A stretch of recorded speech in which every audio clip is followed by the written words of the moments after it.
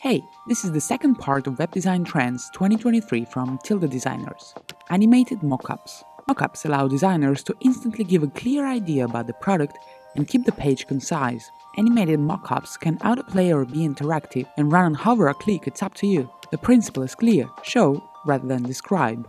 Mesh gradients and glass effect. Both techniques have been around for some time, but this year the combo of mesh gradients and glass effect will make your website look fresh, clean and attractive. This technique can be applied to design key elements, backgrounds or nav bars. AI-powered designs. 2022 was a breakthrough for neural networks. Now designers can not only generate images but also create text with AI assistance. 3D objects. Creating 3D models is becoming more and more accessible. Such objects not only attract attention and create a wow effect, but are also great for product presentations. Strict grids and typography. Essentially, websites communicate information through text. That's why a skillful use of typography helps better convey your idea to the user, and an emphasis on a grid will improve navigation by controlling visitors' attention. What's your favorite trend? Share in the comments!